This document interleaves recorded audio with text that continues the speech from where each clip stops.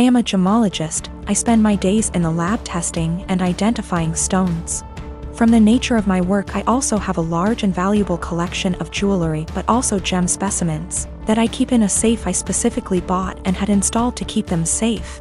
I also have a second smaller safe for keeping important documents like passports. I own my home and my boyfriend of 2 years recently moved in as he was renting before. I gave him the code to the smaller safe so he could put valuables in it, but he also wants the code for my gem safe. Not to put anything in it, but he says because we are living together now I should trust him and give him the code. I've said no because he has no reason to open the safe as the only thing it's used for is storing my collection. He said he has no interest in my gem collection, doesn't want to look at them, but still wants the code to access them. This is causing tension because he says I should give it to him as a show of trust, and I said no. Because he literally has no reason to go in there, so he doesn't need the code.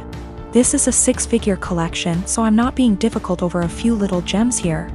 I am the only one who knows the code.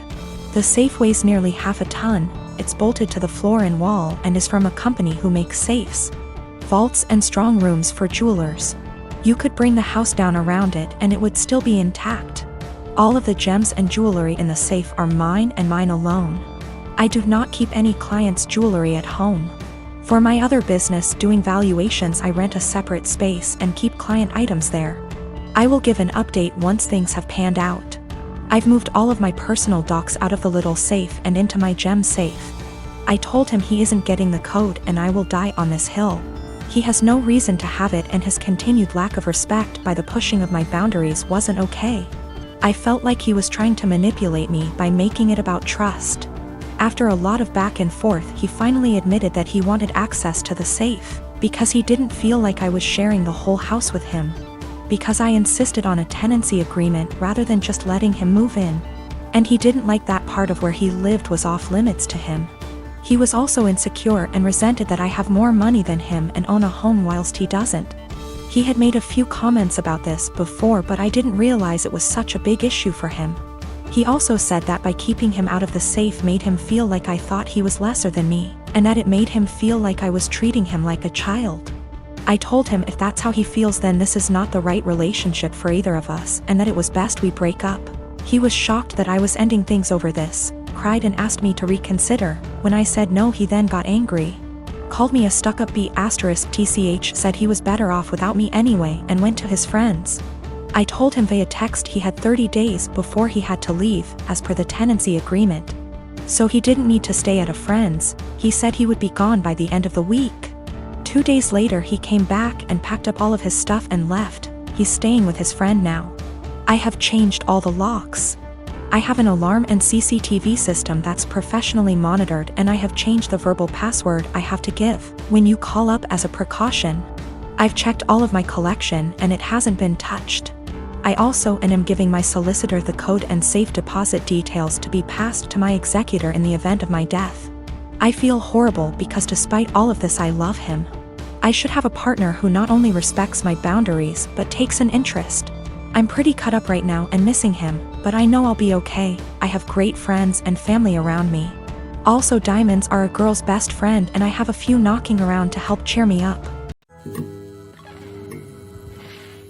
So I live in a flat with 3 other people, childhood best friend, a guy from my uni course and his cousin. For the most part we get along really well and rarely have disagreements. However, this has been a real point of contention lately.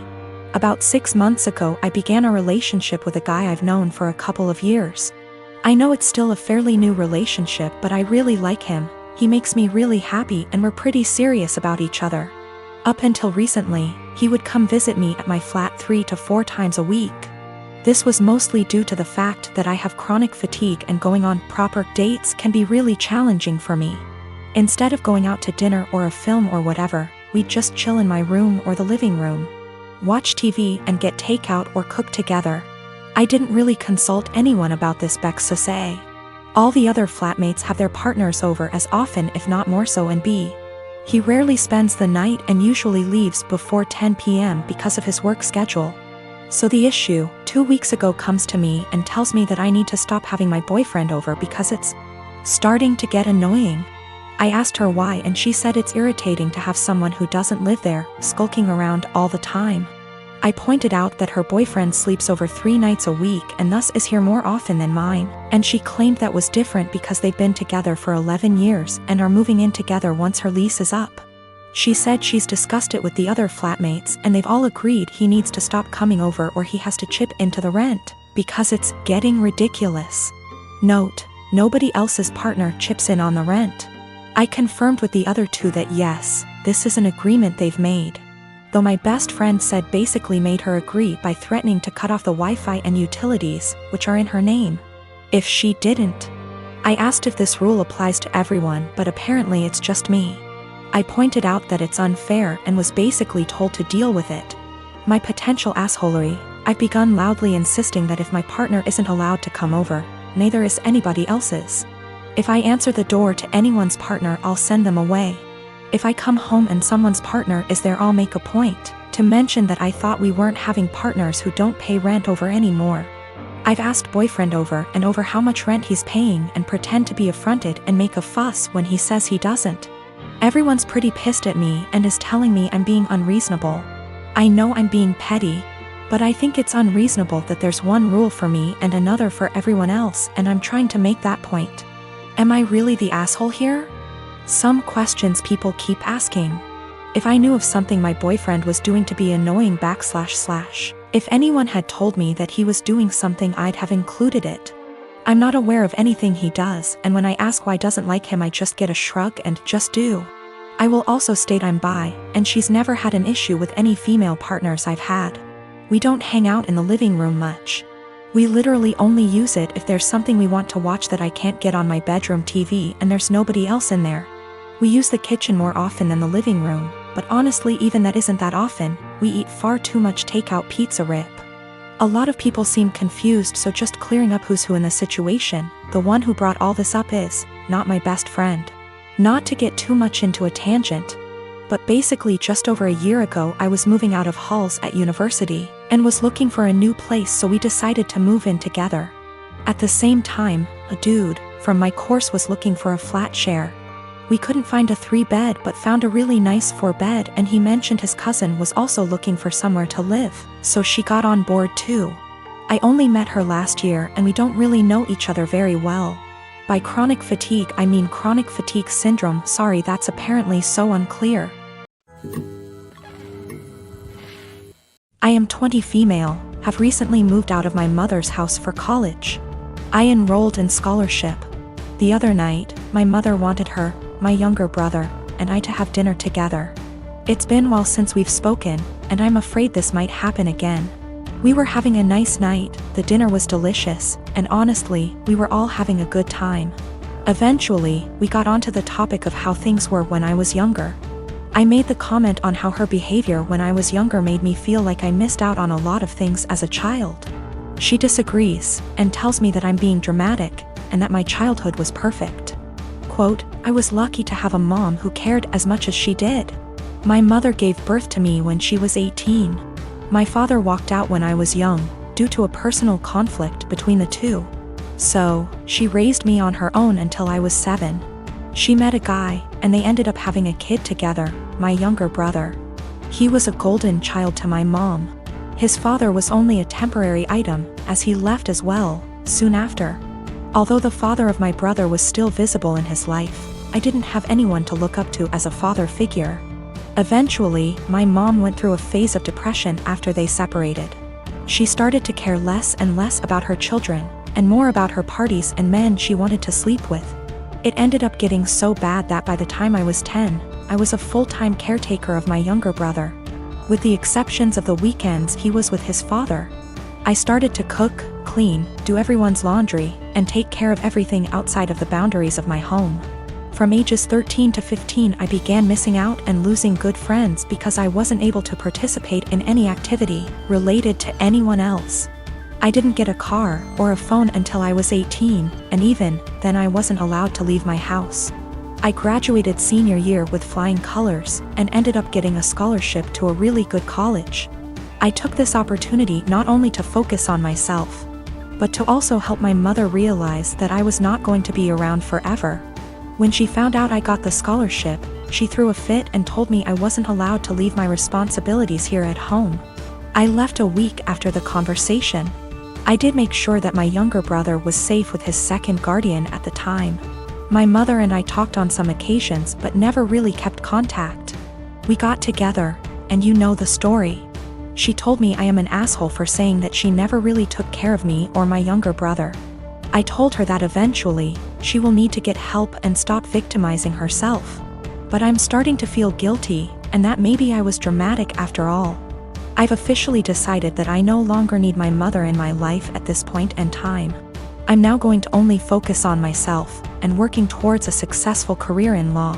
Of course, my mom won't take it well, but it won't really matter to her in the long run. Her children never really mattered to her. I'm going to stay in contact with my younger brother, though. I'm going to make sure that he doesn't possibly go through the same amount of trauma I did. Now both of my kids, 16-year-old son and 9-year-old daughter, and my ex are extremely mad at me because I won't give up my appointed time with them. My son won't even talk to me and my daughter is crying all the time. Me and my ex divorced shortly after my daughter was born. I blame him for it and he blames me. I won't go into detail here. We ended up with a 50/50 custody agreement, switching every other week. While this was 8 years ago, we're still not on good terms. We rarely ever talk to each other outside of the kids, and I'm perfectly fine with that. One thing we have agreed on since the beginning though is that we don't plan things on days that aren't ours. And unless it's extremely important, we don't switch days or weeks. In the 8 years since we've been divorced, I have never asked him to have the kids on a day that isn't mine, and I've never given him one of my days even if he begged. Well, last week my ex contacted me and told me the good news. His parents are hosting a week-long family reunion in the summer at Disneyland and he wants to take the kids. Well, the problem is that it's on one of my weeks. He asked me to let the kids stay with him that week or to switch a week with me, and I shot him down. It's my week with them and I get to spend it with them. I told him if it's so important to him to reschedule, but he claims his parents can't do that and this is the only week that the whole family can go, and he told me that I need to think of them. I told him tough luck and hung up on him. Well, this last Sunday when my ex dropped the kids off with me, my son refused to talk to me at all and my daughter wouldn't even look at me.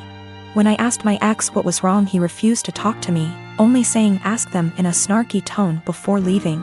When I asked my daughter what was wrong, she burst into tears and said that I was not letting daddy take them to Disneyland. Asking my son, who still refuses to talk to me. It turns out that my ex told them I was not letting them go to Disneyland with him. He's trying to paint me as the bad guy. I sat both of them down last night to talk to them and explain it's my week with them, but they refused to listen to me. My daughter just cried and my son told me I'm only doing this to get back at my ex. I think it's unfair for him to do this when his parents scheduled it during my time with them. I demanded an apology from my ex and him to set things straight, but he refuses, and his last text to me being, "Can't tell them the truth 'cause they already know it." I'm so pissed right now.